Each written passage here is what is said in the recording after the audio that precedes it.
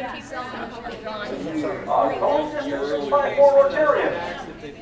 I want at this point in time, introduce our President-elect, our President-elect, Mark Maloney, from the great state of Alabama, and good friends down in Alabama, and allow him to have the dance to give us a few words, if you may.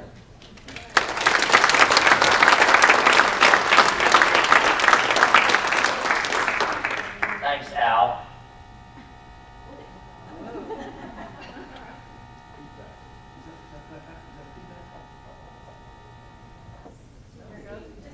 I guess I got to stay over here.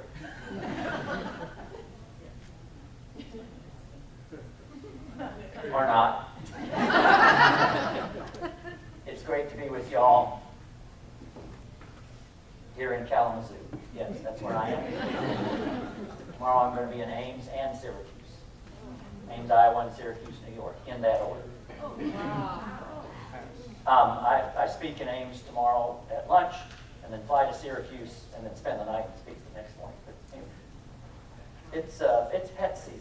This is my opportunity to get to connect with lots of club presidents-elect. And so we put ourselves, my predecessors and I, we put ourselves through a terrible flight schedule just to make it all happen. But it's a lot of fun. It's a lot of fun. So I would like to emphasize to you that we need to grow Rotary. And I mentioned it in my speech, but I'd like to be a little more specific. I am asking each of you, as club president, to form an active, organized, strategic membership committee in your club.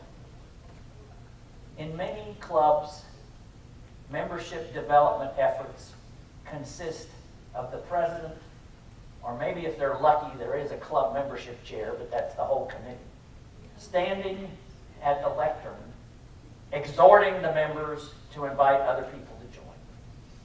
We don't do community service that way. We don't just get up at the lectern and say, there's going to be a project, and we'll see what happens. But when it comes to membership, it's just like, y'all invite somebody, we'll see what happens. I think, our clubs need an organized membership committee. I don't care how club small is it. I don't care how small the club is. I think you need at least 5 members today. I think you ought to have a minimum of 5 and roughly 10% of the membership of your club. And of course, if you're a really big club, you're going to have a max because you don't want 30 people on the committee. But that committee needs to be organized and looking at the community to seeing what positions, what businesses, what professions are not represented in the club because you've been perhaps just whoever comes or whatever name pops into mind. Do it in an organized, strategic way. Look at the classification system. Don't use the classification system to keep people out. Oh, we already have 2 lawyers, sorry. But look at the classification system. We don't have an automobile dealer. We don't have an automobile repair shop owner. We don't have a barber. And identify businesses and professions that are not represented. And then, who are the best people that you can find? And then assign those people to members of the club. They don't all have to be assigned to the committee. Who's the best person in the club to target that person? And don't just, drop a bomb on them. Cultivate them, just like you were trying to get them to make a large financial contribution. Cultivate them. Explain about the club. Have them invite them to come. And don't just say, how about joining at the end of the first meeting?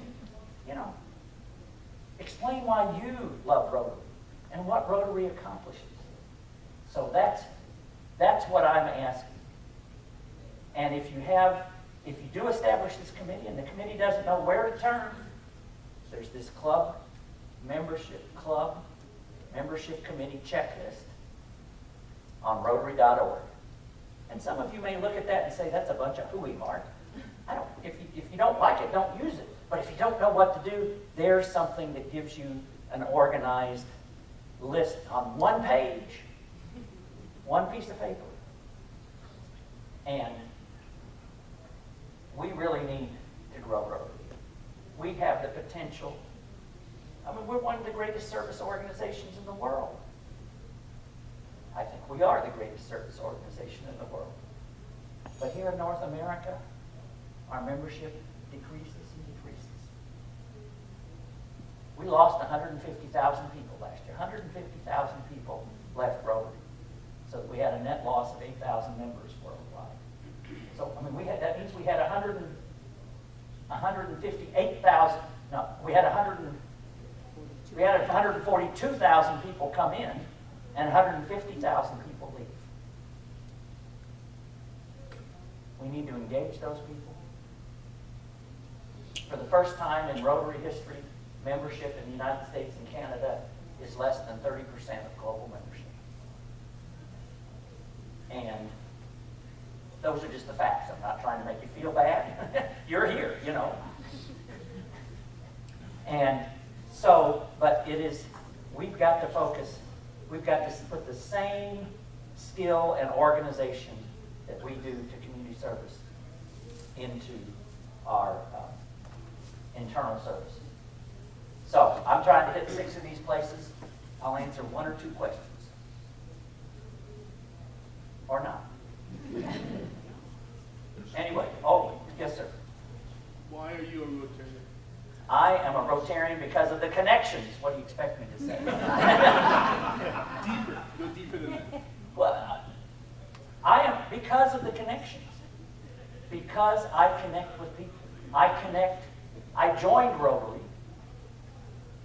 because my father-in-law, who was my senior partner at my law firm, was in the Kiwanis Club. And we needed to have somebody in the law firm in the Rotary Club to connect with people, to network, to represent our firm. I became friends with all those people. I don't want to leave those friends.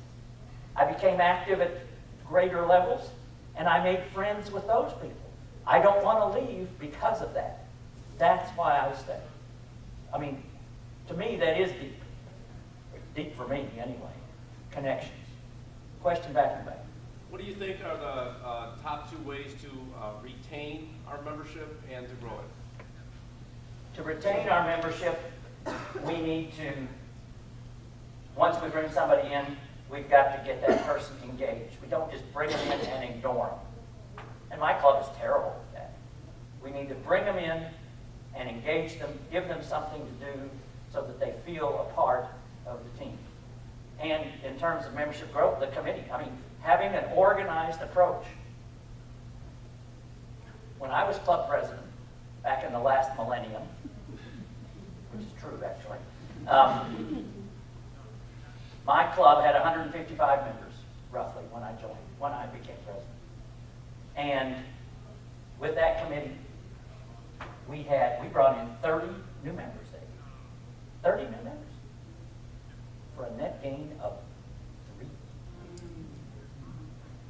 3. And think of where we would have been if we'd not have an organized approach. We would have been down 15. Now, we had a particularly bad year. We had 5 people die, and it's hard to do. It's hard to retain those people. And we had one person with a very tragic accident that, incapacitated him to where he had to leave the club as well. And so we lost 6 people that there was nothing in the world we could do about.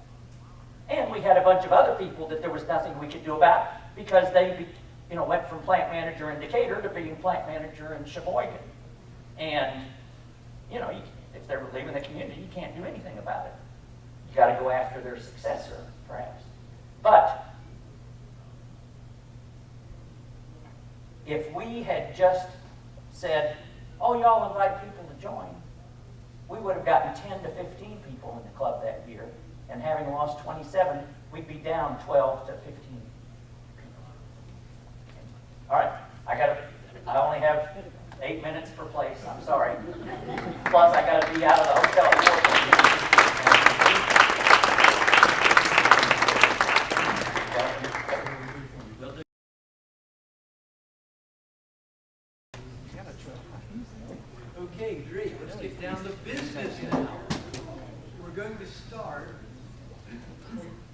President-elect need to move up. Oh, okay, good. We're getting promoted already. Yes. Moving up in the organization.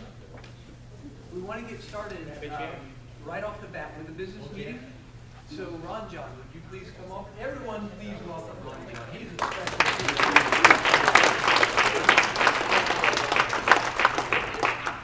That way I can have some change.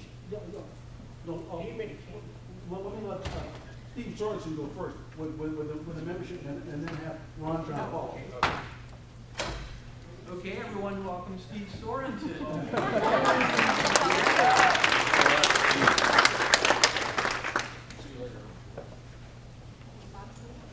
Now we get the man of many hats. You'll find out about that when you become president-elect and soon to be president. Man or woman of many hats.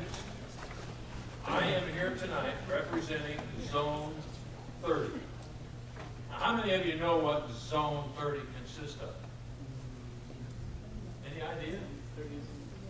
Well, I'll quickly tell you. Zone 30 consists of the districts from northern Indiana down to southern Alabama.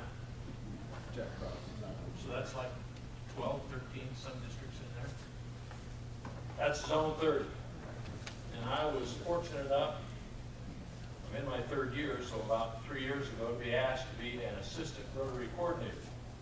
And we deal with membership because we have separate people that deal with foundation, but we can deal with anything that involves Rotary. So it could be the foundation or anything else. So I want to share with you tonight, it's a script, like everything else scripted, that I have to read from. So my apologies in advance that this is not coming off as kind of like off the top of my head. But I want to thank DGE Al for partnering with the zone to bring this new membership incentive to District 6540. How many of you want to help your club grow? How many of you want to retain more members? That's great. That's great, because that is your main responsibility as a club president coming in. But we think between Zone 30 and 31, our neighbors to the west of us, that we have a membership incentive and initiative that will help you do just that in your plans.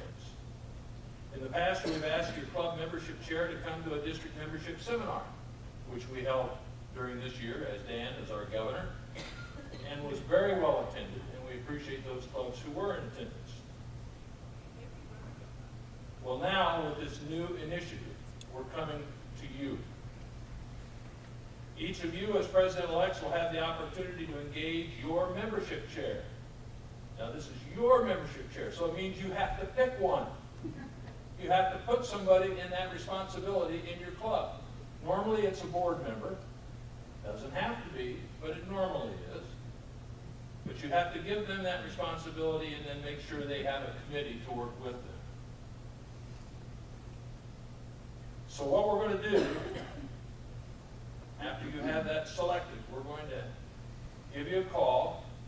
The district is going to establish membership facilitators to work with that person you choose, him or her, to be your chair. We will make sure that we work with them directly and that your membership committee for a 2-hour time block. So this may be an evening sometime, it might be a Saturday, whatever the case is that works out best for you and your club. But for a 2-hour time block to choose some strategies and develop the action plans.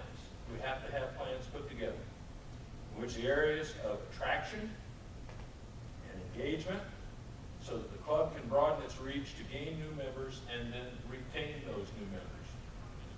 Now you just heard our president-elect Mark Maloney tell you that he's asking each club to appoint that club membership chair and the committee to help the current club membership chair you choose. So if you've not already appointed that person and the committee to help them, you need to do so upon your return back to your club, because you need to get them started now. Let me just tell you what happens concerning this new membership incentive. Your district will have trained a team of Rotarians to be membership facilitators. One of those facilitators will be assigned to your club. Over the next few months, he or she will be calling you and your club membership chair. We're asking you to answer that call with an initiative and an invitation to the facilitator to come to your club and make their presentation. When that happens, the facilitator will ask your club membership chair to generate a 2-hour block, as we mentioned, to bring together his or her membership team and their committee. So we would ask that you, as the president, along with your assistant governor for your club, to do 4 things. First,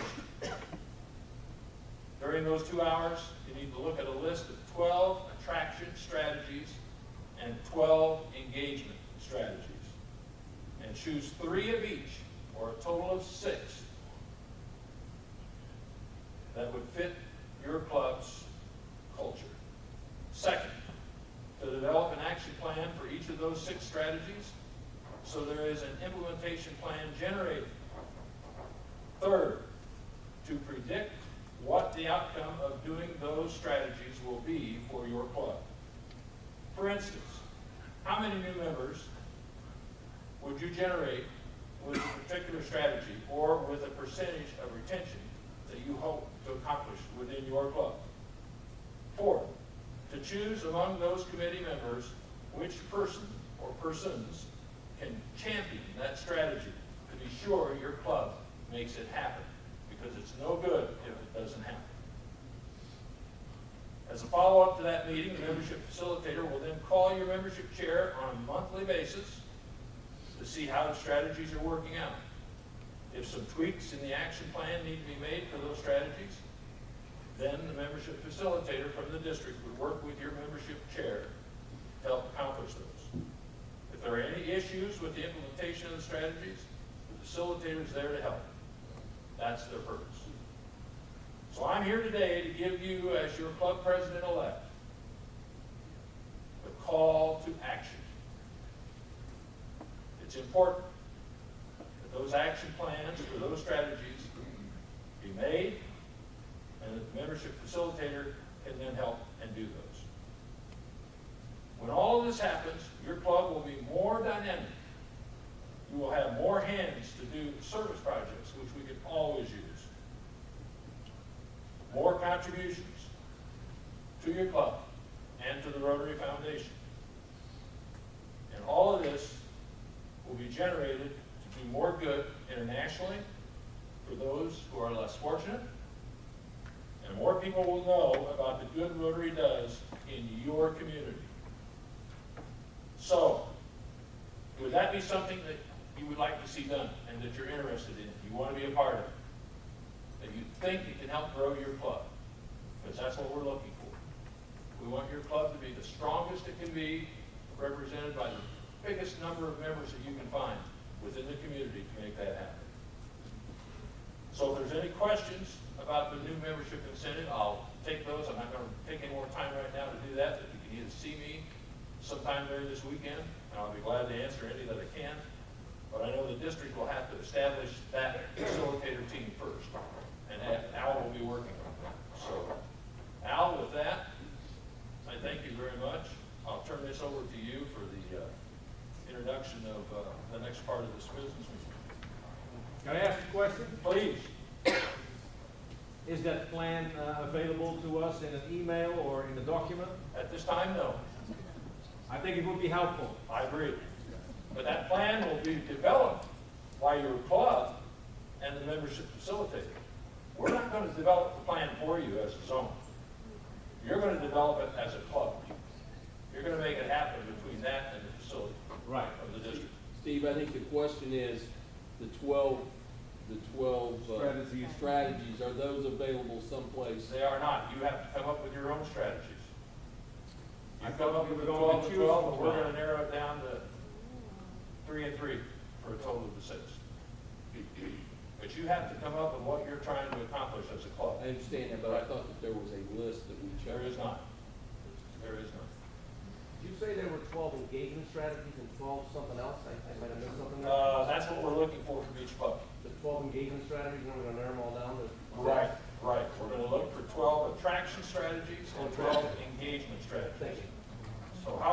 attract the members to your club, so that's gonna be important too, to get that information in.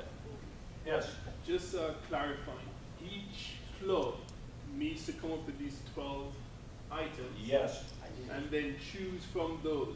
yes. And then tell you. Correct? You're gonna work directly with the facilitator that the district will send to you. And you'll Okay, put so on tell those the strategies. facilitator. So here's a question then.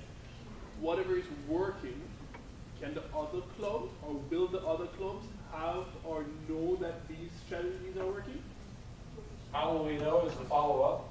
The follow-up, facilitator gives back to the club membership chair. Right, so what I'm asking is that I come up with 12, we settle with 3, and we're Right. doing these, Right. and they're working, and you're knowing, the facilitator knows that they're working, but the other clubs will Would like that to know what's information. working. I agree, they would like to know, and that could be provided, but we have to have a starting point first. Okay. Yeah. Yes, Yeah, is the engagement strategy that you mentioned, is it the same as retention strategy or? are they it could be, yes, could be. Is there a way for us to communicate with the other presidents in our area or all of us that we I can will, kind I of will share? leave that up to the district governor-elect, he'll probably share that with you. Yeah. Okay, thank you, Al. Thank you very much. Thank you very much, appreciate it. One follow-up. We have a new membership chair. Carla here, is she stepping in here by chance? Right there, okay, she's behind, okay. She's like down the Right next to- hall. yep, okay. John and myself and our new district governor nominee will be forming a membership, a high-level membership team to help put that in place as far as that goes. So she's not doing it alone, because we're all part of it together. And this follows suit with what Mark had said. Again, our goal is to grow our particular program, but engage our members and engage our community. That's what this is all about. At this point, we'll talk a little more about that later on, but at this point, I'd like to bring forth Ron John Kinney, our past district governor, who will head up our, in this case, our assembly, our district assembly, for a particular purpose. Ron John, thank you. Thank you, Al.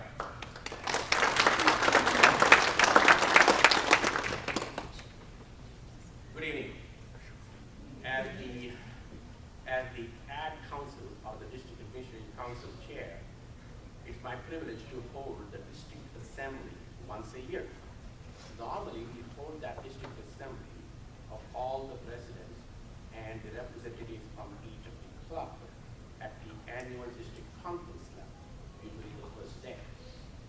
But this time, we have a special reason to hold this particular District Assembly just for one reason only. And as soon as that particular reason is finished, we will close the District Assembly. To explain that reason and why we are meeting, I'm going to call upon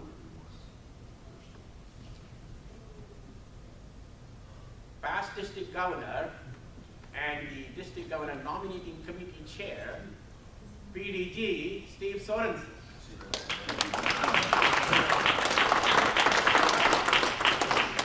Keep telling us, man, we're gonna have. This meeting that we held, well, I first should bring you up to date, so that way you know everything that's going on. We held an initial meeting before the district conference last year, which would have been Lisa Waterman's district conference. The nominating committee met and it selected an individual to be the next governor in line, which would be 2021, 22. That makes sense. You gotta stop. We're so far out, it seems like, and yet it's just right upon us. So at that meeting when we were in Indianapolis, the nominating committee, who had met earlier, selected an individual, and it was Sharon Kitch from the Valparaiso Rotary Club. Well, within a few months, Sharon's husband became seriously ill, and she didn't know he was going to make it.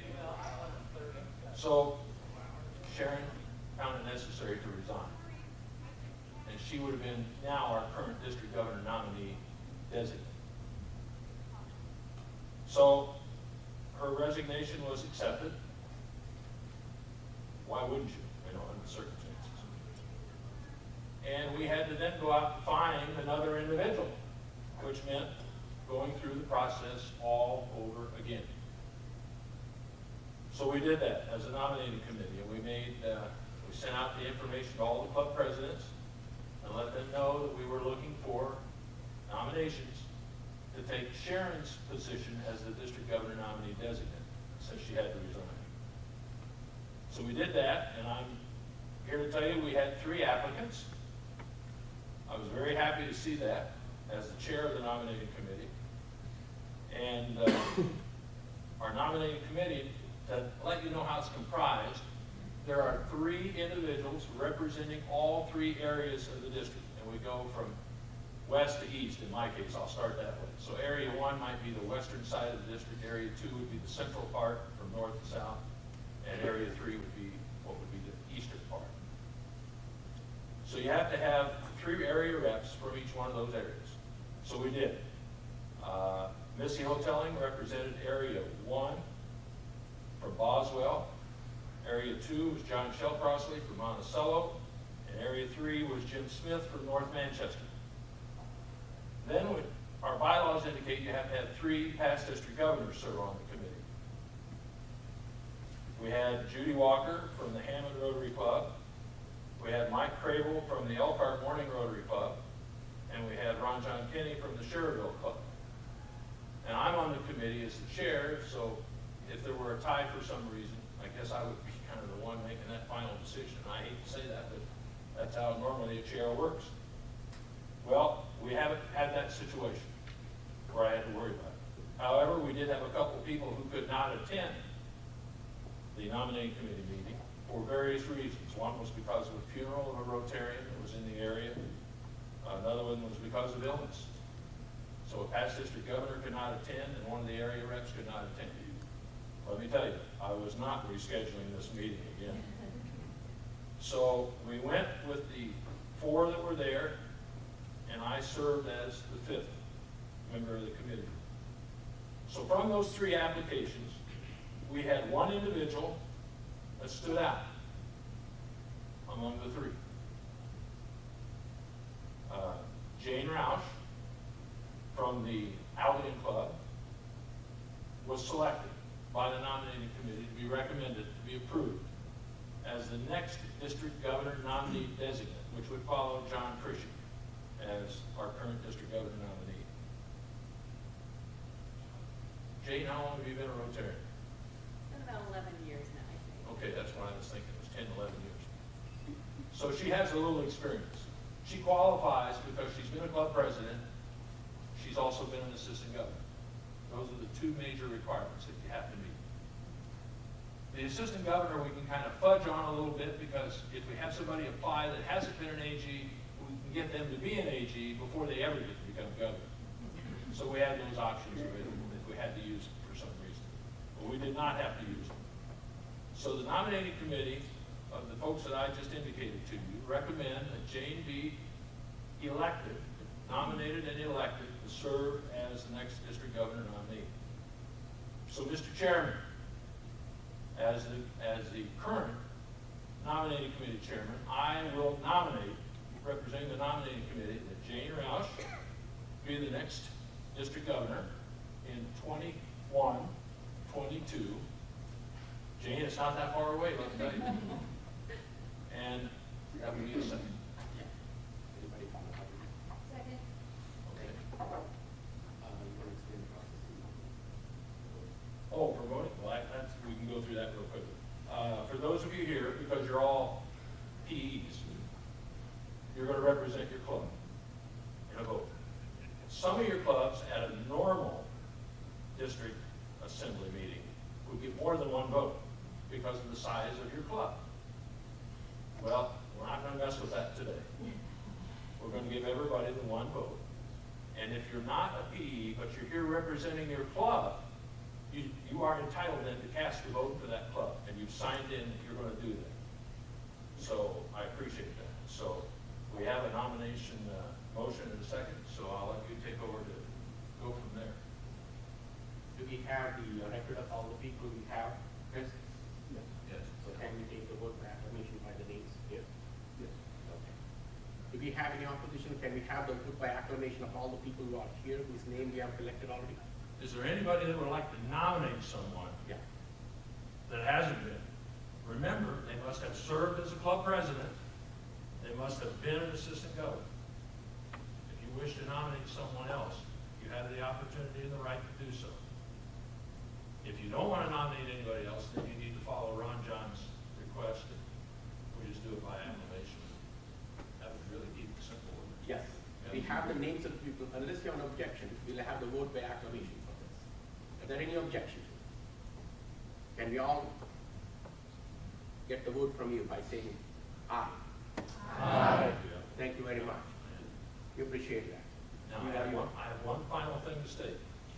We have sent out applications already for what will now be 22, 23, because we have to have that person elected at our district conference in South Bend. So that information's already gone to your current club president and your current club secretary. So if you have someone that you would like to see nominated from your club and they can meet the qualifications, I encourage you to go back and talk to them and see if they're interested in doing so. If not, it's not a big deal if you don't recommend anybody. But we would certainly appreciate, at least consider the thought, that maybe there's somebody in our club that deserves possibly to be considered for district governor in 22, 23. So they have that information. If you want to go back and talk to them about it, I encourage you to do so.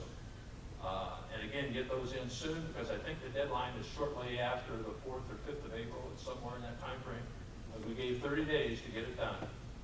And then the nominating committee will meet again to review those candidates and make another recommendation at that point for the year 22, 23. Any questions of me? Geez, you're making it so easy. I like that. Thank you all very much. We appreciate what you've done tonight. And congratulations.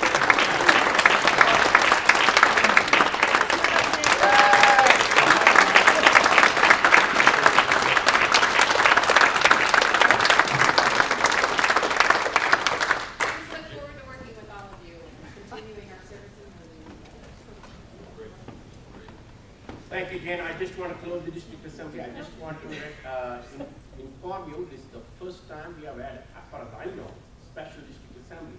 Well, it's not really the first time, but it goes back several pets ago. Several pets ago. I don't remember. Several. Yeah, and I've been around that long too. Thank you for being part of it. I'm going to close the district assembly and pass it over to Jackie Lawson. Thank you. Thank you. You will notice that I'm going to ask you to applaud for everyone who comes up here to talk. They are all, the only person who is not prepared, everyone else has worked really hard on this, and they know what they're going to say, they know how many minutes in which they have to speak. It's all really planned out very nicely, except, so it's been documented several times that you cannot foretell what's going to come out of my mouth. So be prepared. My wife and I were doing training for our church's ushers and welcome desk people and greeters, which is no small thing in our church. We engage about 150 people. It's a church of like 350 people, something like that. So we were doing this training, and the phrase "kiss my butt" came out of my mouth. And it kind of surprised them. They didn't expect that at a church function. So now that I have that out of my system, we'll go ahead. We are pretty much on schedule here, so that's good.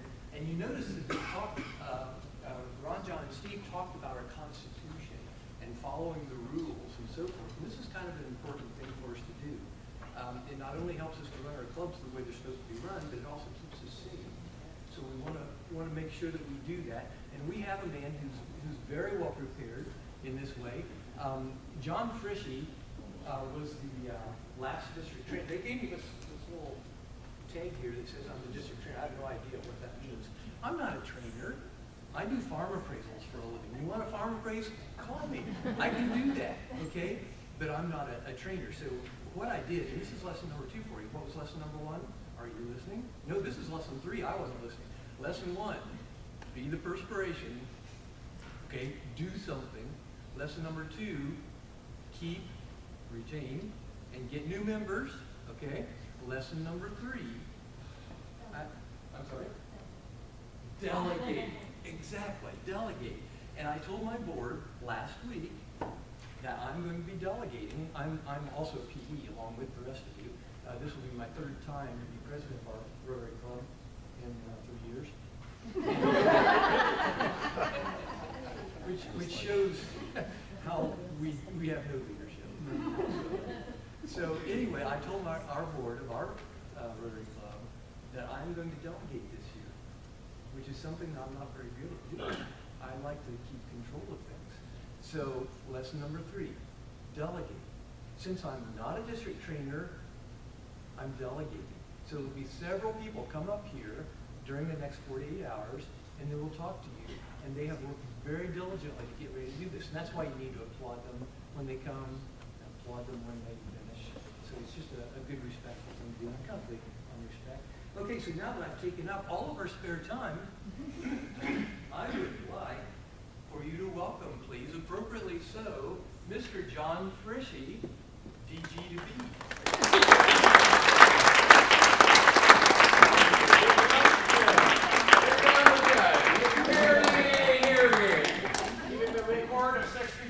Is now in session. Get your pencils and your ballots ready. Okay, here we are. I have a couple questions for you. How many of you believe the Constitution of the United States is important? Okay. Without getting political, how many of you believe that it should be followed? Okay? And then if it's not followed, or people don't want to follow it, what should you do? You would have changed it, wouldn't you? Huh?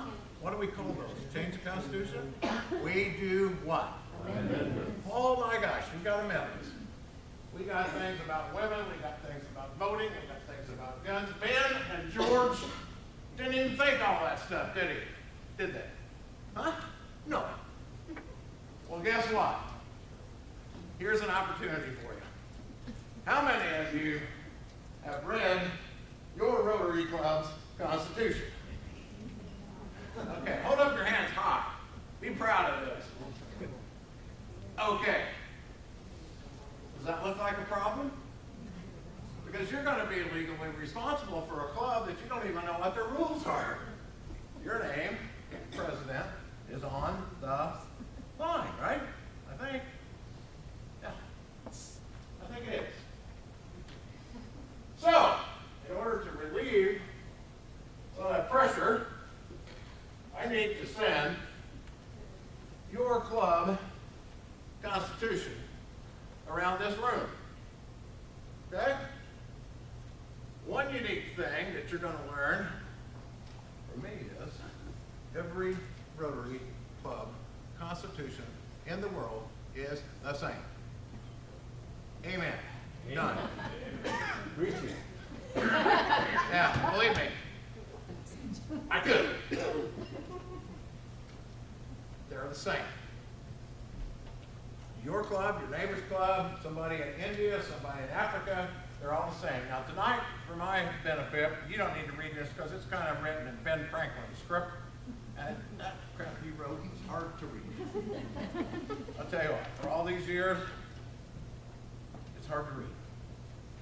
Now, I even brought a pen. I didn't have a feather or a quill, but I expect all of you to, on the back page of this, at the bottom, put your initials. Thank you, man. Okay. If you haven't figured out, I was really excited when my district trainer says, John, we'd like to follow electing a new governor. We'd like you to follow an inspirational speech by our new international president who's saying, YMCA. And then he comes to this room first. And I'm supposed to make you listen and be interested in constitutions? No. Bylaws? Oh, God forbid. My goodness, Martha would have died. As she died. So, one thing, if you notice, you haven't had much much time to get acquainted, have you? You know who you're sitting with, huh? Everybody know everybody at the table? Well, I've got an activity that you're gonna work on together. Learn about teamwork, have a plan, work together, work with your club, get a membership committee together. Well, you're gonna get a bylaws committee together. By the way, when's the last time any of you saw your bylaws? Huh? Good job. 30 days. Huh? 30 days. Okay.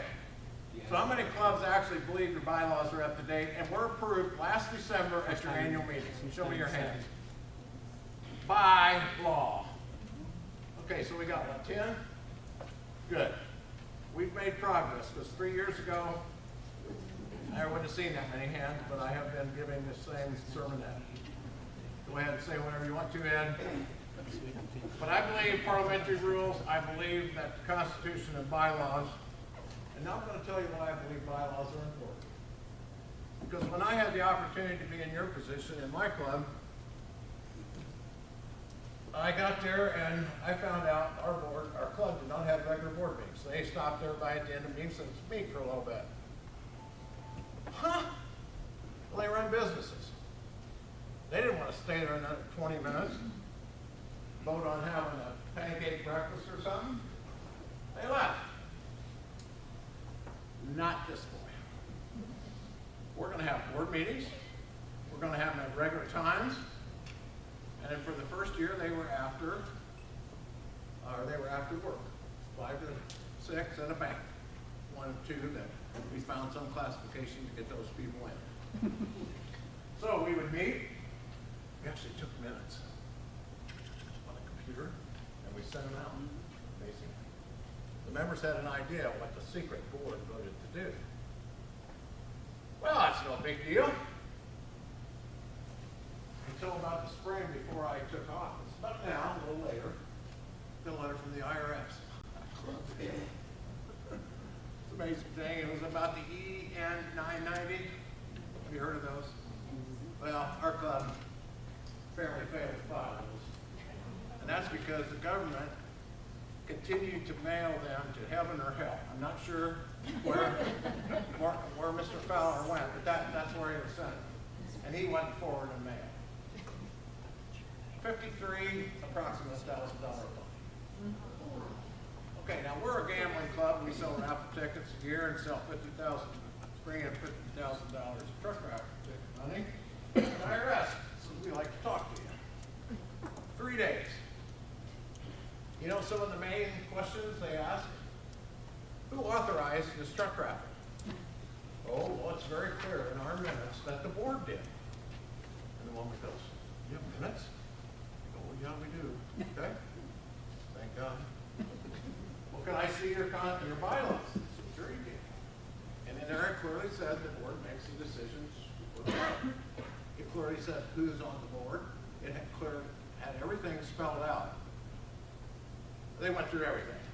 Okay? And it was miserable for our CPA accountant.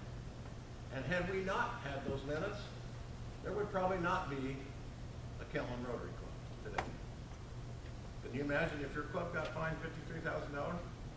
That's a lot of pancakes.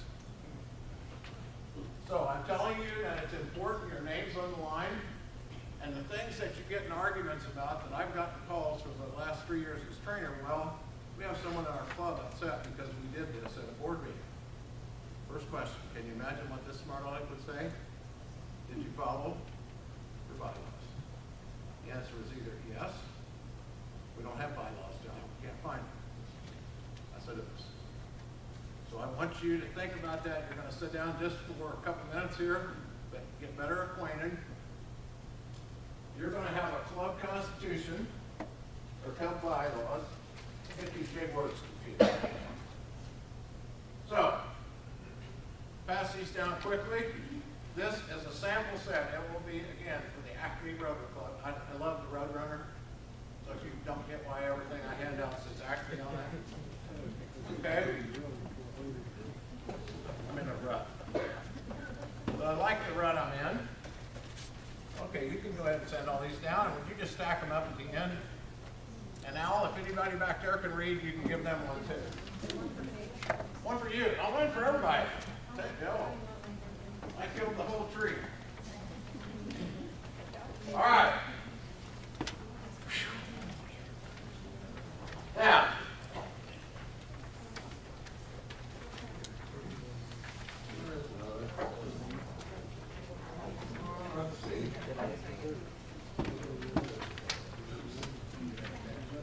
All right, thank you. Any motion? All right, I'm not exactly sure how much time is. Yes, sir. You are. Al will get you one right here.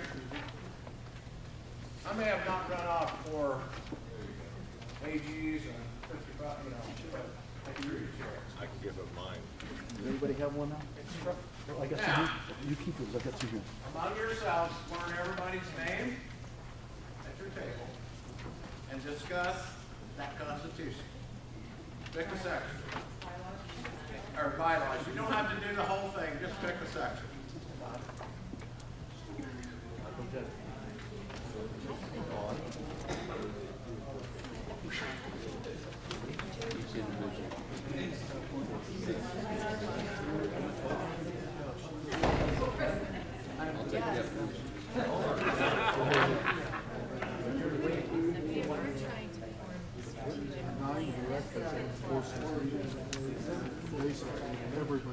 I was going to say, that's like my entire club.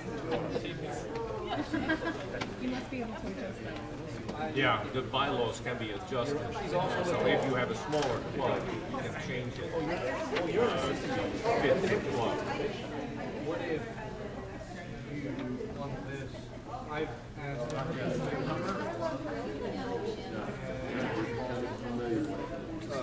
Say holding line.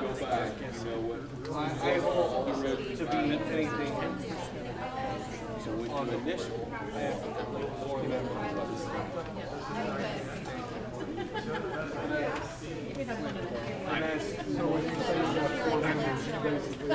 on the board. No, I don't have that. The president-elect. All right, well, I guess we're supposed to talk about the bylaws, eh? We, first of all, my club, the treasurer, and my service. I think we're supposed to just to read these and discuss. I think we have the motivation. So we've got I understand that. how many members? I've never seen it. I just lost. I don't know. Okay. I'm gonna have to ask him like. I can't even get somebody to do that. That's my issue. Yeah.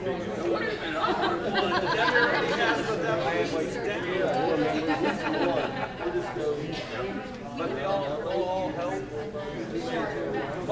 So I got Article 1, you got Article 2, you got Article 3. so how would you You write get that? 10. I'll do 4 then. No, I understand that, but can I get away with it? I think you can get away with that. I would do a two-pronged approach. I would update this We just updated. as much as you can, then you have to work with the people and motivate step up. Or otherwise get a blood off. I'm excited. Because here's one thing. Again, so we can Yeah, right now that has changed. You could replace one of those weekly meetings with the board. But it needs to be done as a Could. You could say, well, the first meeting of the month is the board meeting. Anybody wants to come in, hear the board. Don't say No, want, they all got to I have. Well, the board Oh, members. yeah. We have a board meeting in the day, like, every second Tuesday, so we have that, but We didn't have one when I got we used to do it during lunch and then they just go to do that at the last first meeting in July. So now we go out. Have you, There are 4 people that are holding this chair, and I'm one. My father's 2. My crew. That is true. That's why I didn't know if he wanted to get away with 3 boards. I think you can, but I can research that some more. No, I would like that, but it's what I'm saying.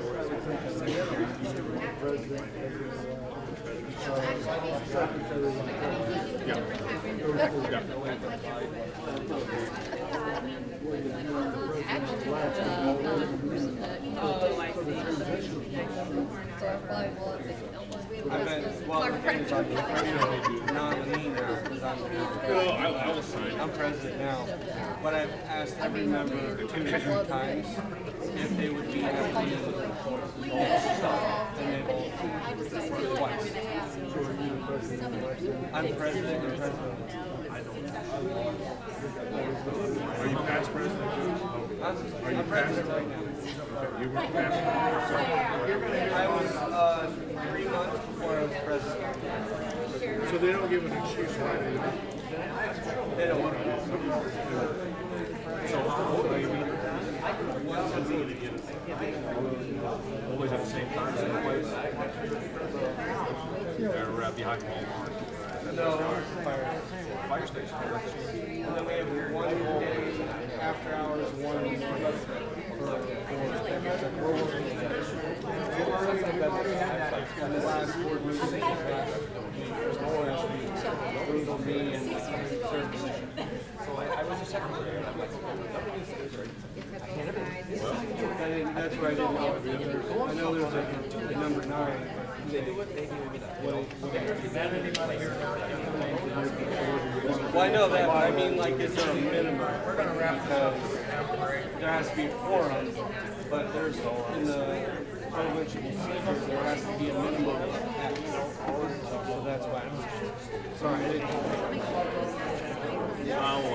This is kind of what we have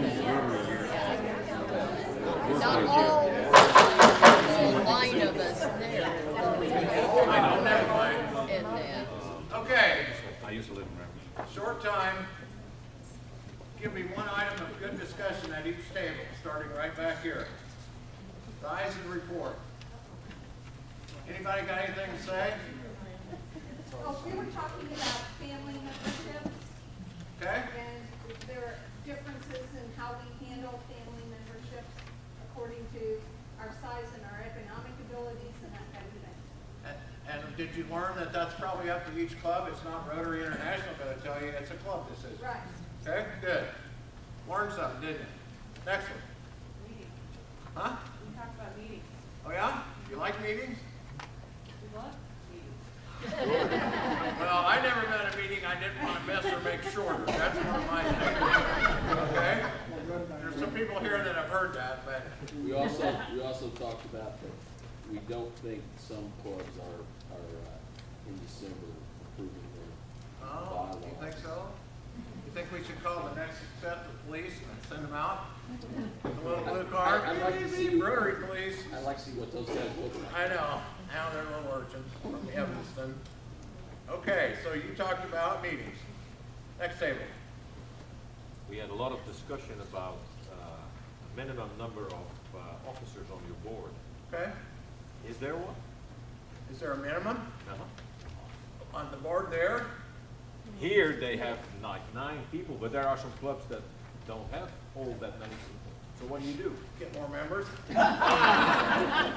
What'd you think I was going to say? Huh? He's like your Ed McMahon. Yeah, I know. Yeah, you don't have to have that many. I mean, and the other question, well, I'll wait and see if somebody brings that up. What's the minimum? Huh? What's the minimum?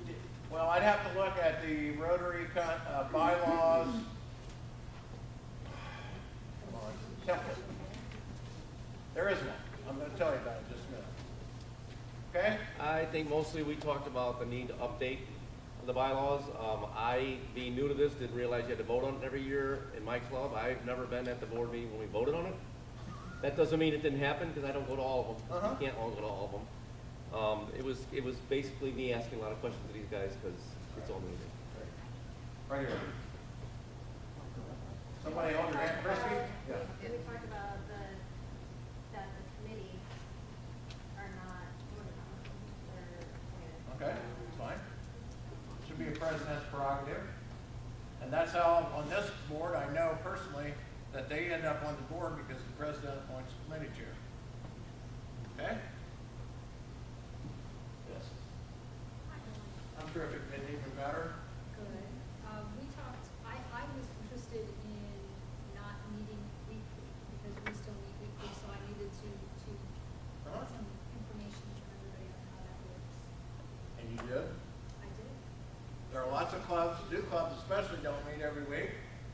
There are clubs that meet every other week and well, you might have some diner whiners. I'm sorry, I didn't say that. If people want to get together every week and eat with their buddies and complain about everything you try, no. They might criticize some things you want to do, but they are not really an active part of this membership changing your club.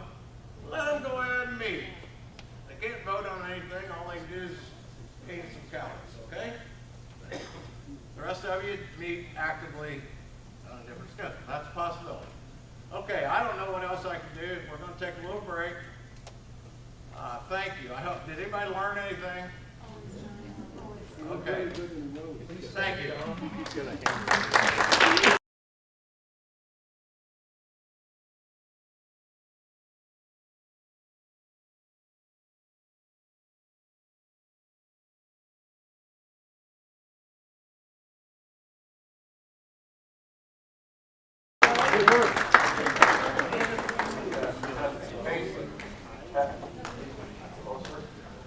You put this on somewhere.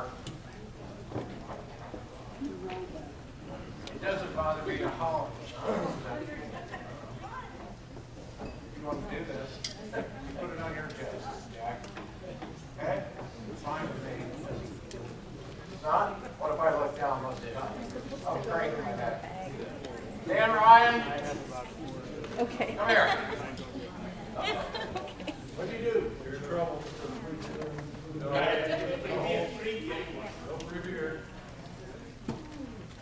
One thing that's my advantage is over the years I get to work with the district governor, especially elect.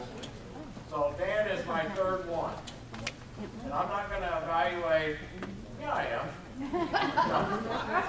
It's been a very exciting, it's been a very energized year, and it's been a big year of high expectations. And I think that comes from two of us. Say that? So tonight, I have something that I'm excited about, but it's something your club can think about for a little variety. This may be a Rotary Award you have never seen, but for Dan Ryan, and you have children, you know this, I have the Rotary Hero Award. Okay? Dan? Here's a pen with the chest open and the rotary wheel out. So, congratulations and thank you from the bottom of my heart.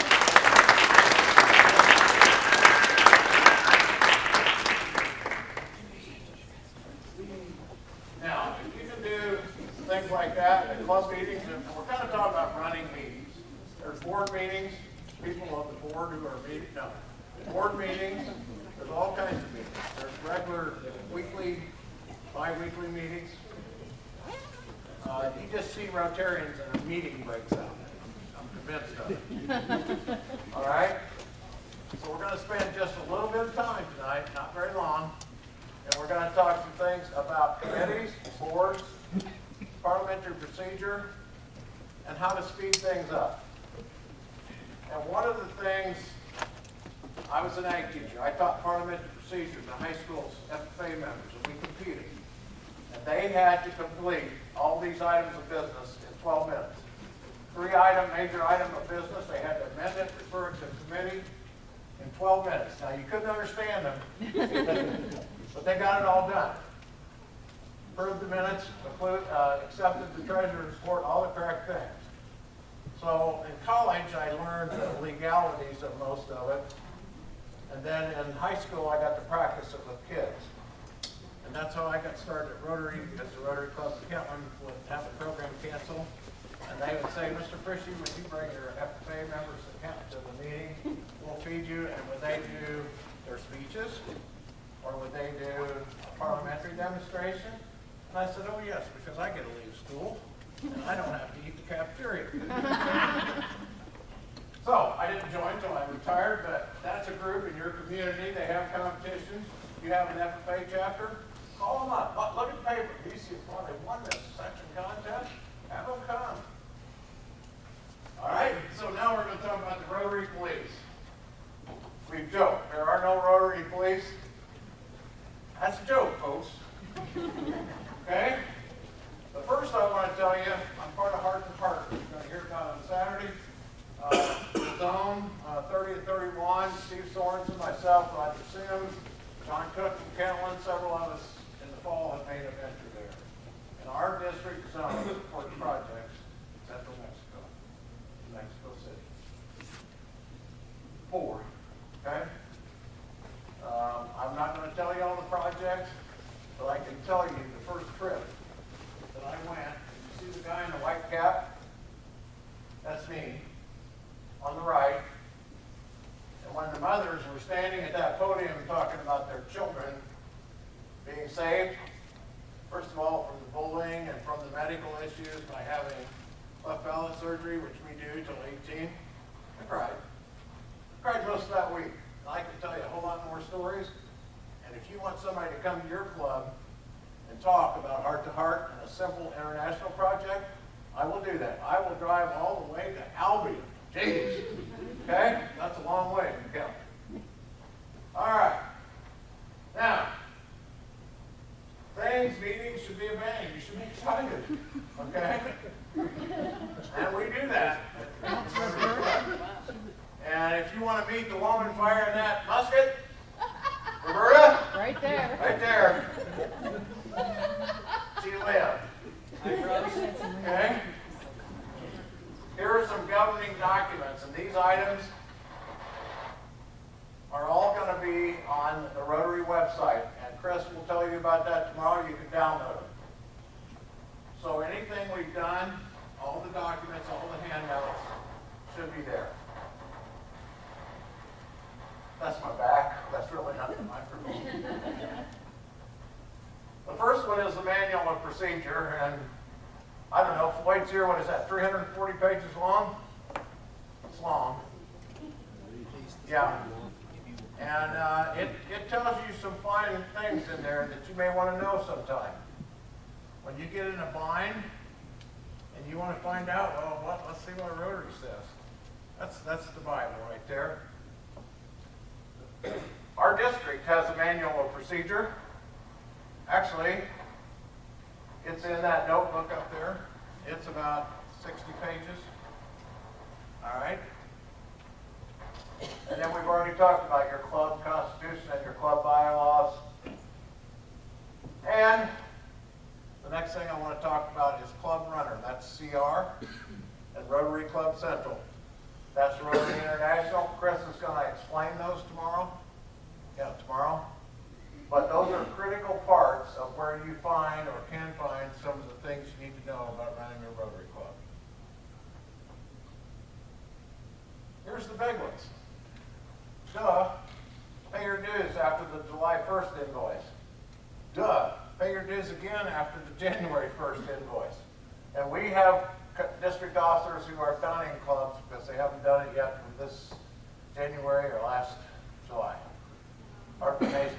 That makes a fun call to make to the club.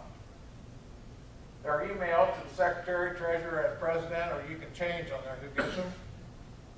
Pay it, please. The next big one that I need is president-elects must attend pets. That is a rule. And I want you to hear it from the governor to be after you. And this is going to affect you. And I've worked on this for 3 years. But the rule says that if you don't have a president-elect in place by January, we'll say, then you are going to repeat as president, and you are required by Rotary to attend PEPS a second time. That's the law. And you can bet I'm going to do my best to enforce that. Okay? There is no reason that starting when you get home, that you start looking who's going to be your legacy, who's going to follow you. And what I have found, that Dan has found, that Ron John and Al, is the people that say, well, I can't find one, and we're still helping them look for one in January or February. It's the same person they thought was going to take it back in July. They just, well, see if you can find somebody else. Well, it doesn't reckon there ain't nobody else, and you're it.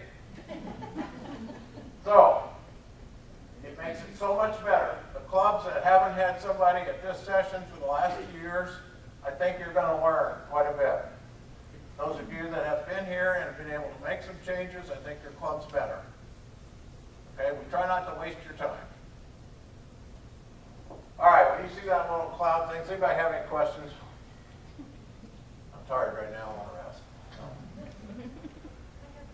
Sure. Okay, so if somebody is going out of your club because they're moving or whatever, when do you take them off of your membership? Well, you want to do it ahead of the due dates, so you don't pay dues for them again. June 30th? Yeah. It could be any time before June 30th? Oh, yeah. Yeah. But you don't want to take them off, like, if they're already still there now. No. As long as they're sending you money, I take them on there. But it's just like before June 30th. Yeah, because you're going to get billed for them, and if they're not coming back, you don't need to be paying for them. And you don't need to be by, what, January when the magazine gets billed? They have to be out by December 31st and June 30th. Okay. Okay. Otherwise you get billed. One of them is more, because it's got the magazine. June 30th is the billing for the magazine and the assessments and that. Okay. Another question? Great. I'll tell you the other thing I want you to do sometime, and you've already done it for Al, but if you would, I'm going to send some business cards down. No, I don't want to do it on there. Tomorrow morning I'll have 4x6 cards, and I want you to write more questions on there.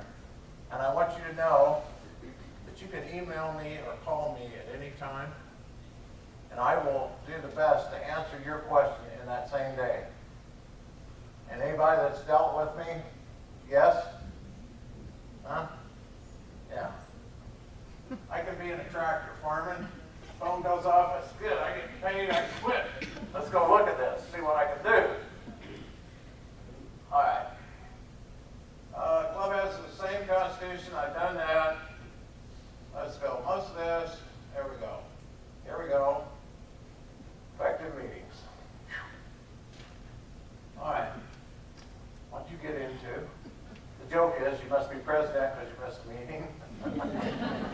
Maybe it's not a joke. I don't know. Could be, couldn't it? All right, the opportunity to accomplish great things, and I'm serious. It's your year to make things happen. The responsibility to help those in your community. Are there people that need help in your community? Well, they sure do. You think I can tell you about people in the rest of the world? I've been there. All right? And the amazing thing about Rotary, the district in Mexico is writing a grant to help the East Chicago Water Project in Indiana. Now, people don't understand how Rotary, oh, my gosh, we ought to keep that money here at home. Well, yeah, we should help people here at home. But if you help people in other parts of the world, you meet some really nice Rotarians. Get some new Facebook friends. In Mexico, you drink some good tequila and eat some good roast lamb and have the, they don't have Taco Bells in Mexico City. They have real good Mexican food, though. You need a team to help you. Don't do it all yourself. You're not going to do it all yourself. You may be like Dan Ryan, a superhero, but you wait a couple years. And you should have so much fun. It should be illegal. They should charge you to be president. Huh? Put that in the bylaws? I put it in your bylaws, okay? I mean, I have fun at this. Can you tell? I mean, I'm not, somebody didn't make me leave my wife for a weekend. I could be, I don't know, fishing, do something. All right, here you are leading. Can you read this?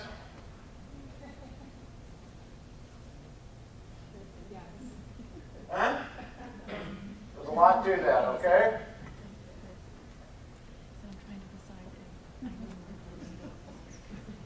I say that quite often. So you're going to see more webinars. We started one last Tuesday for secretaries. You should have got an email, and those of you that sent me the question, why did I get this email? Thank you. Because I want you to encourage secretaries to go. We can send emails, Chris and I, whoever, and we're lucky if we get 50% of them opened. Okay, and then we wonder why we don't have people at training. Well, they read email. I know they get a lot, fine. There's always a delete button, we understand that. But if they hit the delete button, I believe it usually shows that they read it. Board meetings. I talked about this a little bit. Pick time and location. Not probably after the regular meeting. People got things to do. Plan and email the agenda. Okay? Once you get the format made out, put on there what items of business you got, send it to everybody. Begin on time and end on time. Okay?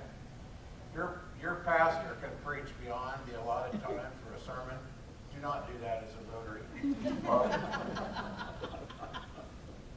The secretary should record minutes, and of course, as you know, they need to be emailed to all your members within 60 days. I'm sure everybody's doing that.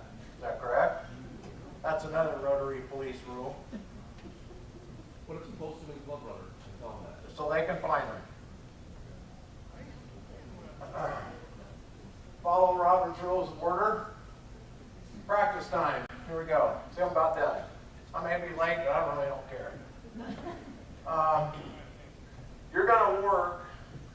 First of all, if you have somebody in your group you don't like, would you ask them to leave? Maybe we'll do some trades here. Okay? It's getting close to baseball season. First thing I'm going to pass down is something for every one of you. This is your little cheat sheet on parliamentary procedure. You can put it on podium or wherever you're at. I'll ask you a simple question. What kind of motion requires a 2/3 vote?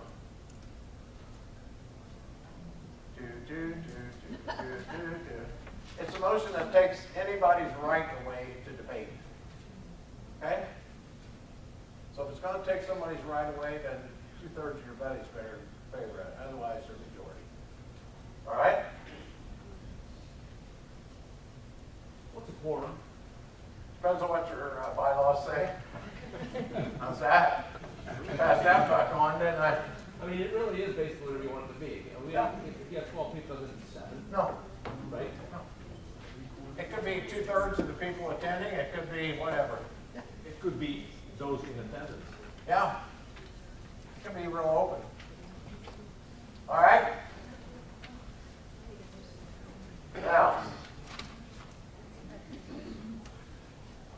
I promise you that if you're taking pictures of the screen, these slides are going to be online. Chris, right? Handouts should be online. Well, these you may have, but yeah. So I want everyone, 1, 2. This is a brief outline on how to handle a motion. This is not for everybody. It's for an activity. Again, this is going to be on that thumb drive that you go download. A whole section on running meetings.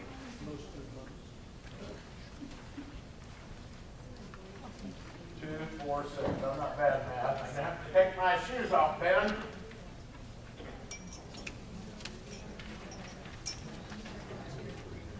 All right.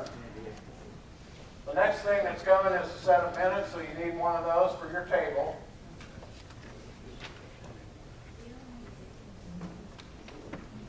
Okay? Okay. Last thing is a set of blank minutes. You know, we got computers. You just erase everything. You're in charge. People type it in as you meet. Some people actually take laptops and tablets to meeting.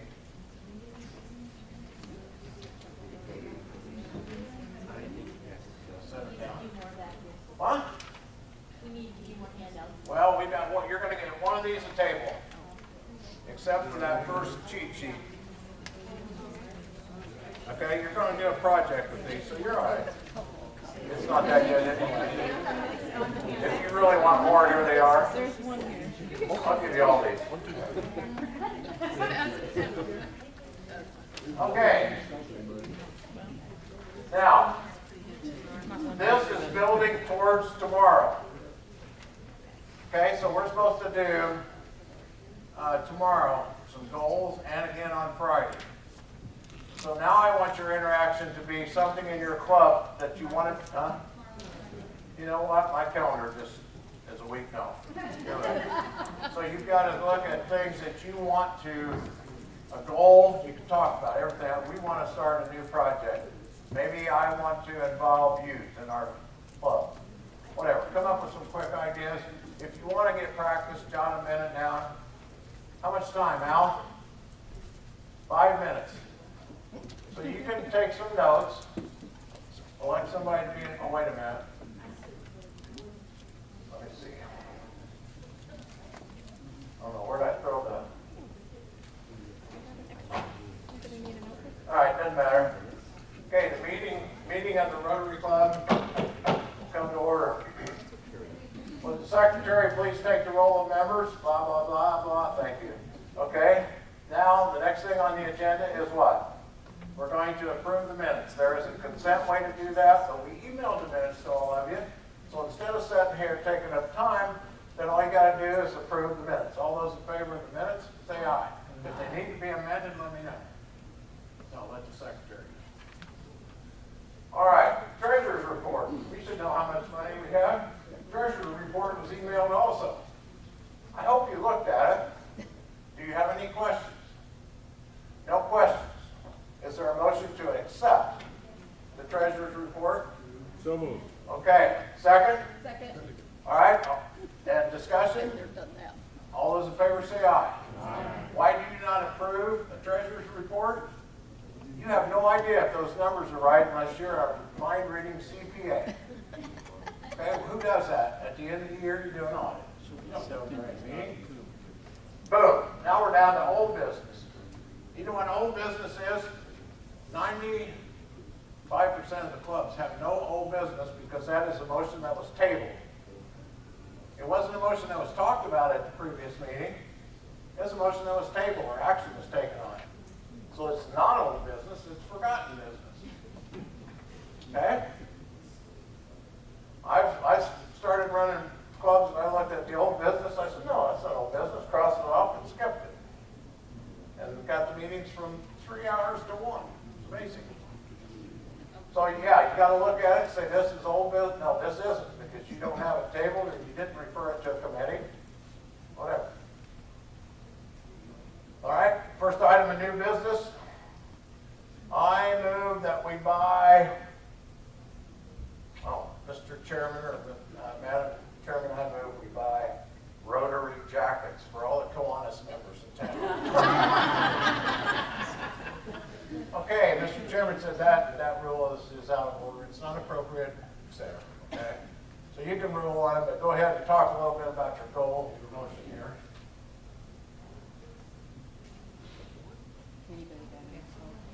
Yeah.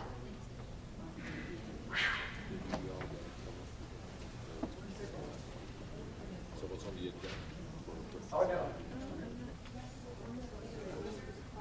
You're supposed to come up with a goal. Don't make it about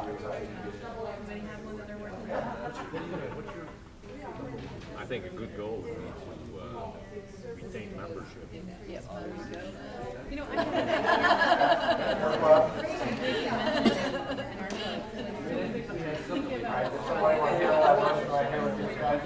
invite the past founders in and have a dinner and then have some of them speak and then invite them to become members. I move. Don't ever say I made a motion, because that means you. But I think that might be something that when I become president that I'd like to try to do this year. So I guess I make a motion that our okay. I move. Okay. I move. All right. That we have a past Rotary Fellowship dinner for the winners of those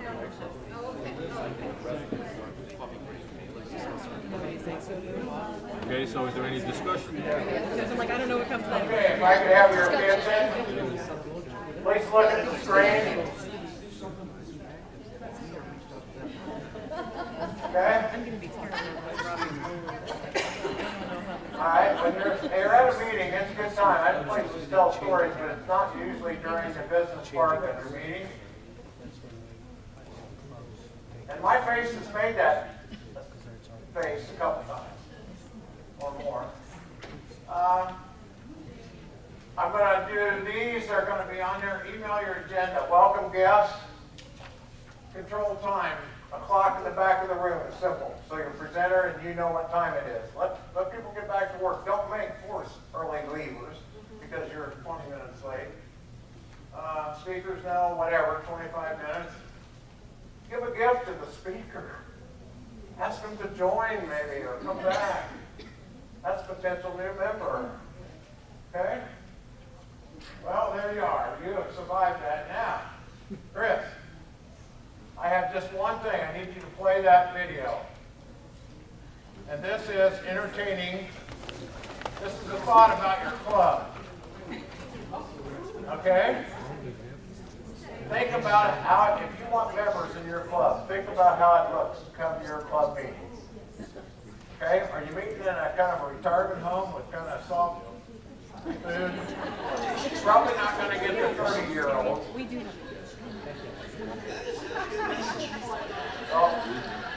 People come in on Sunday, how you doing? Nice to see you all. It's good to see you. Thanks for coming. You're going to love it here. We just love people. You can just be yourself. You can just be yourself. We don't care. We don't judge you. We just love. Sit back, or whatever questions you have, you let us know. We'll let you know whatever we can do for you, okay? You all newly married? You got 4 kids? 4 kids. That is amazing. God love you. We love kids here. Kids are like a little gift from God. They're just wonderful little creatures that God gives us. Yeah, where y'all from? Arkansas? Okay. All right. That's it. Thank you.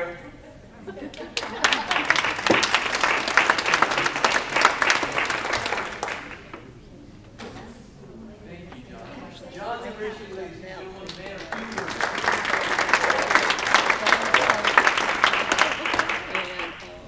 That was Tim Hawkins, by the way, in case you don't know. And if you ever get to go to a show of his, you will roll on the floor laughing. I've been to 3 or 4 of his shows. Thank you. Additionally, he has substance, and that's something you don't see in a lot of comedians. So, Tim Hawkins, Michael Jr., John Branyan, these are comedians who have substance. And before they're done with their show, they're going to tell you something important. I think that's just terrific. So, if you get a chance to visit with any of those guys, do. John Frischi knows an awful lot about what he was talking about, so I really appreciate him coming and spending time with you guys. Next, we are going to have, now we have 3 topics here coming up.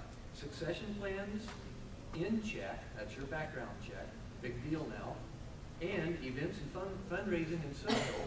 And for these 3 topics, we have none other than our brothers. Okay, Chris, is this on?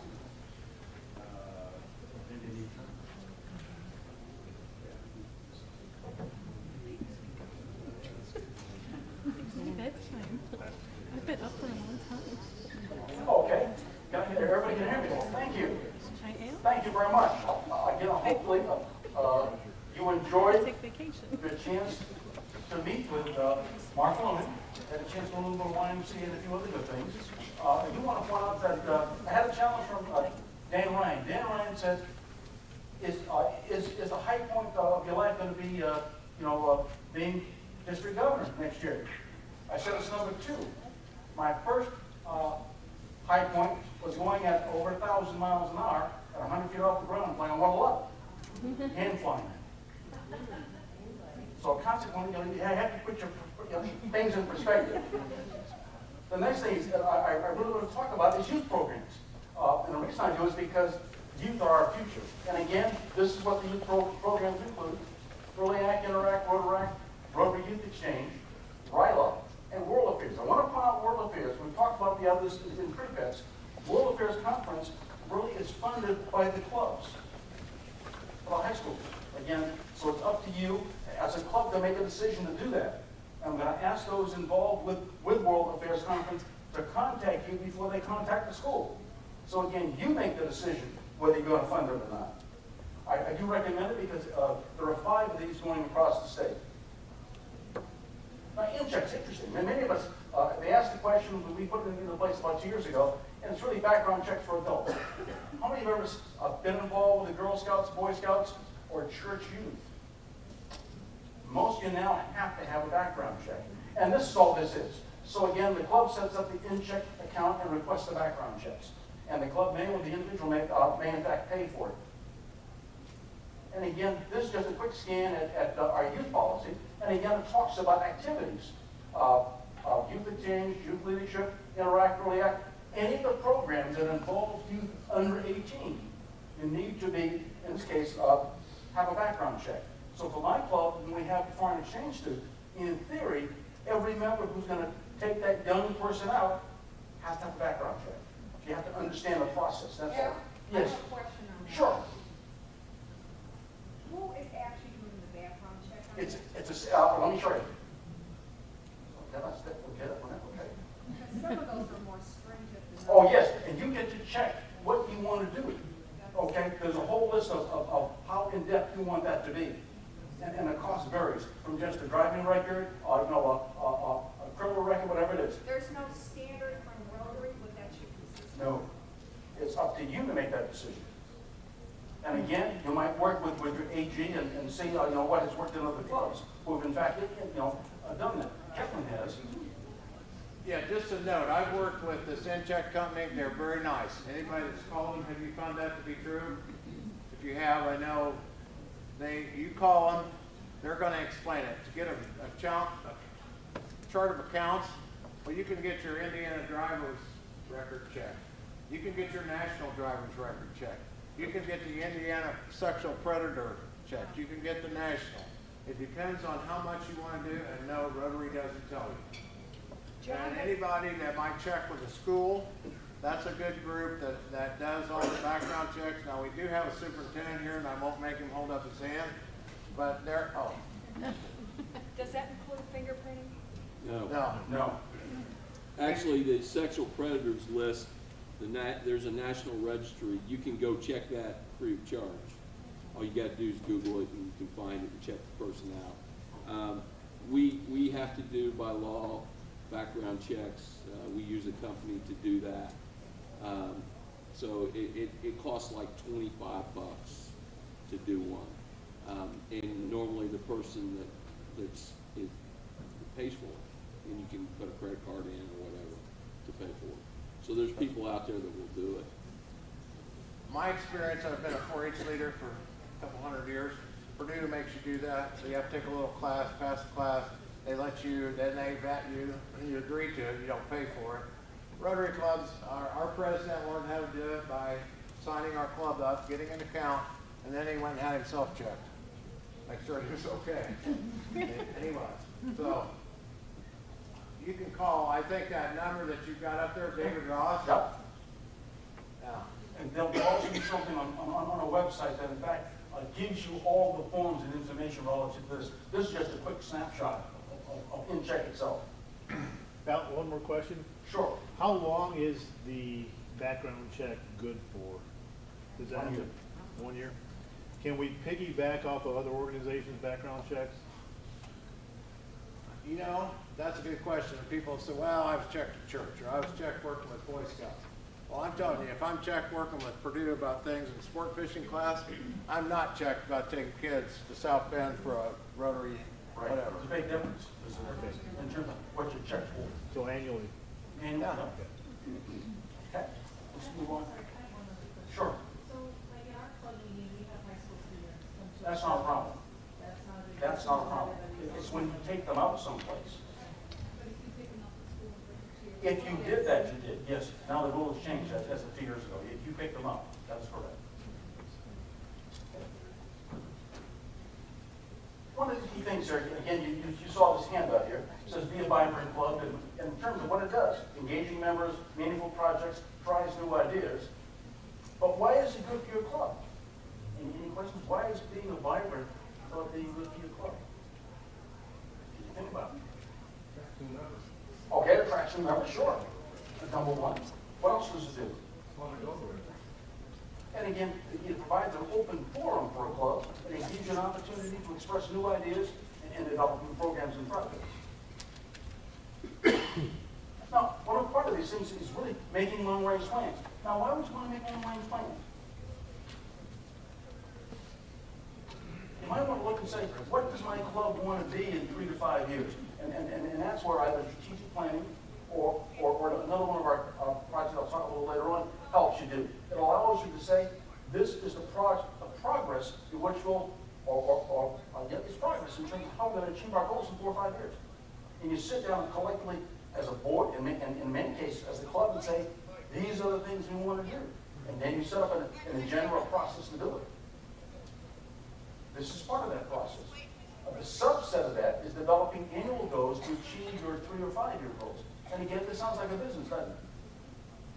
Businesses do that. And then you revalidate those respective goals. Another part of this is holding engaging meetings. We're talking about that. What keeps people coming back? Engaging meetings. And that may involve fellowship, meaning a chance to get together in different forums. As part of this process, you have to think about this. How am I going to communicate with the rest of my members or my community? Because you are the best kept secret in many cases in the community. Unless you get yourself out either in the newspaper, on TV or something like that, or Facebook. Again, you've got to engage your members by using a ballot approach, whether it be email, Facebook, Twitter, or whatever, to keep them informed and engaged. Now, this is the thing we're talking about. Plan and maintain a continuity of leadership. A continuity of leadership talks about the broad leadership of the club, not just the club president at the present time, but how to develop people within the club who can assume that mentor role. And it may be by going through various chairs, or maybe by, in this case, by being selected because of community experience. In some cases, I know we've had one member of our particular club who was selected to be president because, again, he was president of the Chamber of Commerce and had been part of our club for quite a while. He had the experience. He knew the people. Continuity leadership has a couple of different things. Number one, it talks about knowing people within the club, knowing the nature of the club, and how many know what I mean when I say the nature of your club? Know what that means? What does the club like? The personality of the club, right? That's what it is. What does the club like to do? Leadership is key. One of the key things in terms of leadership is respect and of that respective person within the club itself. Can they lead? For example, can you lead a committee? That's one of the key things. Can you lead a committee? Can you work on a project together? Can you lead that project? That's one of the main steps to becoming a club president. Being involved with your respective club. And for me, in terms of succession planning, it really talks about being the longevity and the lifeblood of a club. That continuity in leadership is typical. When I was first part of my club, we never had a continuity plan or succession plan. Each and every year, 4 or 5 guys at that time, 4 or 5 guys got together and said, okay, who wants to be a club president next year? When it came to my turn, again, we were talking about it, I said, no, I need 4 or 5 people behind me. And so that's when we started an actual leadership plan. So we went beyond president-elect, president-nominee, we went 4 or 5 deep. Because the reason was, we've had people who had leave because of jobs, in that sense too. So we had I'll use from a stable of people who could fill in that position. And again, we're talking about leaders who are involved in the life of the club and setting goals and making decisions, whether it be on a project or anything else. Collecting, one of the key things people recognize, you need to select officers several years in advance. Okay, how far in advance are you really supposed to select your president-elect? Anyone know?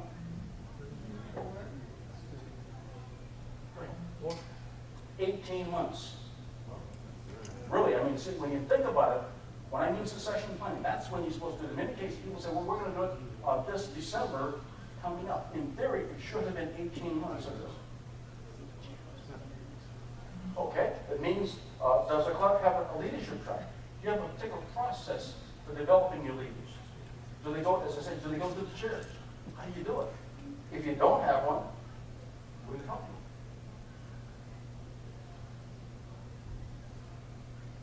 Now, you're not doing this by yourself. Again, you have resources. This is what I'm talking about here. We have a visioning team in the district. That visioning team, visioning is similar to strategic plan, but not exactly the same. They'll come in and work with your board and other select members on an evening for about 3 to 4 hours, and will allow you to select the key items that you think are important in developing and improving the life of your club. Al, I just talked to Lynette on that this last week, and she said this year no club's taken advantage of that resource. I heard the same thing. And they do a great job. I've been part of that. And remember, the district has done it too. So again, we do the same kind of process to understand what we want to be doing in 3 to 5 years. And again, you saw the club health checklist. And you have other tools also. The website here, RI. But this is why you're here. Networking with other clubs and club presidents. You don't have to reinvent the wheel. In some cases, it's new to your club, but it may not be new to their club. But it may give you a chance to incentivize your club or improve your club posture. Now this is one I like. Events, fundraising, and social activities. And this to me is why and heart of your club. These are the kinds of reasons you need. And realistically, successful clubs engage in all three. One of the goals of your presidency is seeing and plan events for the entire year. Remember, you can change or modify them, but you have to start with some kind of a plan. There was a statement made by one of my bosses. He says, a fool with a plan is better than a genius with no plan. Because you don't know where you're going if you have a plan. And again, select and perform fundraising that generates member interest and participation. What's that bottom line? And it's fun. Again, you enjoy doing it.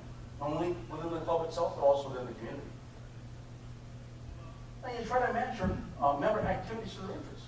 What do they like to do? You know, I knew one club that liked to sell Christmas trees. They really love to sell Christmas. I knew another club, and one of the members here, they sell roses. So again, it just depends upon the kinds of things you like to do. And how would you find out what your members like to do? What's one way of doing that? Ask a club survey. And give you some insights. And in that survey, you may be able to find out who might want to be in charge of it too. It's their passion. This is my motto for the year. Think differently. Remember, as I said, going 1,000 miles an hour over the ground, you have to think a lot differently. You have to think, in this case, 20 miles ahead. You think about 500 feet, I'm thinking 20 miles ahead. So again, looking at what's your purpose? What's your passion? The key thing is, what's your plan? Can we look and work outside the box? Meaning, outside the things that we normally do. Why are we doing or not doing this? And the last one is, how to do it differently, if at all. It may be time to retire some of those projects and plans and try something new. Now listen, when I talk about events, look at your community. A couple of things here that were interesting. Air show, Indy 500. Well, when I first joined the club, they were going to casinos. They also went to the dog track because one of the guys had a bus. So again, and they had adult beverages and places like that, you know. But remember, you can do other things too. You can also go, for example, to football and baseball games. Support your community's programs. Music in the park, community theater programs as a possible program or event for the club itself. Find members. Our club, once every 6 weeks, we had at one point in time, had a date night where we met for dinner and then went out to a movie. So again, there may be 3 or 4 different movies, but we had a chance to get together and have a meal together. Involve your club and community holiday events. We have the Tree of Lights in Fort Wayne. And again, we as a club could participate in that. Tree of Lights is where an organization would decorate a Christmas tree and put it into entry into that particular event. Well, I'm also on the board of PBS 39, public TV station in Fort Wayne. Well, that one won it this year. But again, it was the board and the organization itself that helped pull that off.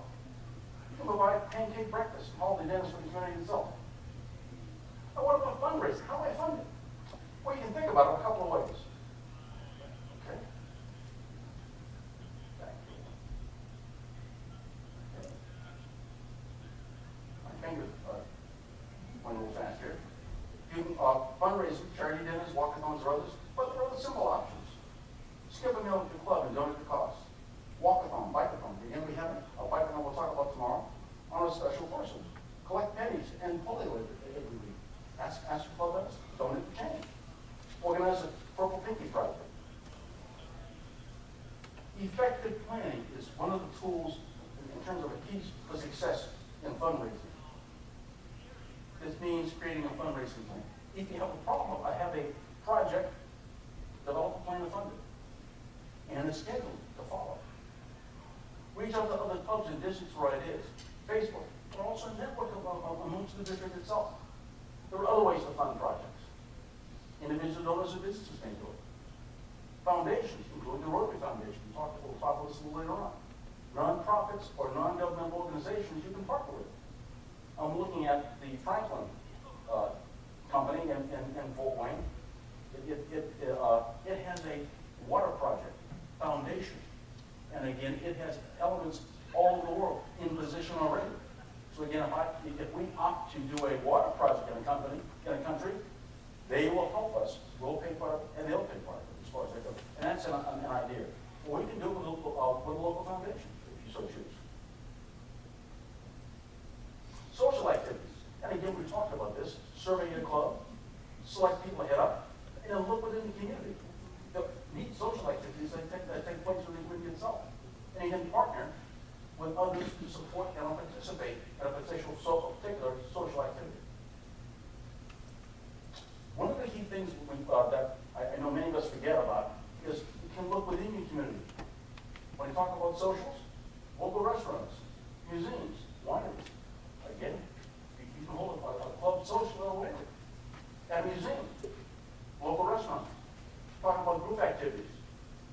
Anything from baseball to football, local teams like our tin caps or our hockey team, or you might, as we have at a World Series get-togethers, at a particular adult establishment, as far as that goes, where we have a chance to really enjoy each other's company. But again, it need not be that. You could just have it at a local restaurant and invite the entire family. What about bus tours? Well, I think of unique museums there too. A couple in Indianapolis, I'll take the Children's Museum if you want to take a family. But there's also a war museum in Indianapolis. But the one I'm most familiar with is the Air Force Museum in Wright-Patterson Air Force Base. I've been there, led groups over there myself. What about national parks? Genealogy centers. Fort Wayne has the second largest genealogy center in the world. Where's the first? Anyone know? Salt Lake City. Salt Lake City. Okay, the largest collection is obviously held by the Library of Congress, but it's primarily U.S. based. You can do that. Or the one I took on the way back from the international conference in New Orleans. My wife and I followed the Bourbon Trail. You know there was one? Yeah. For all the versions of bourbon facilities. Well, I'm a bourbon drinker, but that's beside the point. But it's a way of involving people. Now, projects outside the community. How to get involved? Well, look to other clubs in the district itself, join projects. Again, network with the clubs themselves. We talked about heart to heart. Look to other districts and use your PETS contacts. And I'm talking about here. You've got five other districts here, and you can partner with them. You can also find them on the Rotary.org resources, and that's this particular website. Now, these are some of the project examples that we have done. Okay, one is a blood mobile. One is building a latrine for girls in India. Again, a water project. So these are the kinds of things you can become involved in, as far as that goes. As individual clubs or collectively as a club. I do want to just end real quick with a quick one here. My particular club partnered with Fort Wayne and Auburn to build water tanks in Mexico. So again, we did this for a couple of times, and the second thing we did was partner with the Fort Wayne Club to send an orthodontologist down to Guadalajara to do eye surgery. So again, it was a team effort, you know, in that sense, and there was a club in Guatemala that partnered with us. But I want to give you something here before I go and hand this here.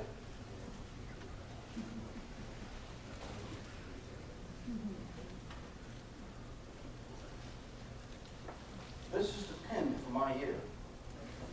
Okay?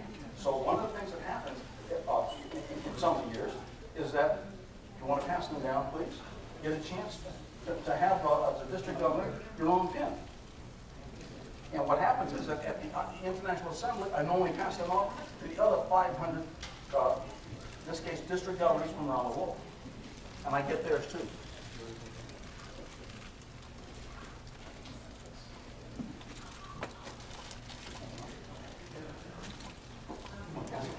Yeah, I will.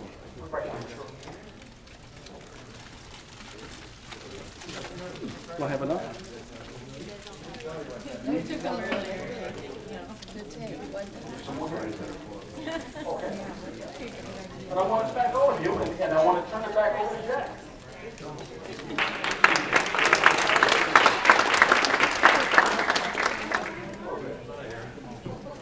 Very good. Okay, so I am a door cracker. That's my role in life. And I crack that door by saying, here's something you might want to do, or here's something you might want to think about. I don't shove it down your throat. That's just not my personality. I'm a door cracker. And I cracked the door when we started this thing out by saying, do something. Okay, that was the first lesson. Second lesson then was earn and retain members. Now, I changed the wording to earn and retain members. If you run your club in a good fashion, and if you do worthwhile projects, if you network, if you make it someplace that people want to go, you will have earned their desire to be in your clubs, in my opinion. Third, delegate. Fourth, follow the Constitution and bylaws. Fifth, I have a whole list of things here that these guys have talked about. It's quite a list. Okay, so when we did the pre-tests, I asked all of you to fill out that help me question, and we hope we will visit each one of those items on this list before we're done in these 3 sessions. The first session is now complete, by the way. So in these 3 sessions, we want you to accomplish something, and that will take place tomorrow.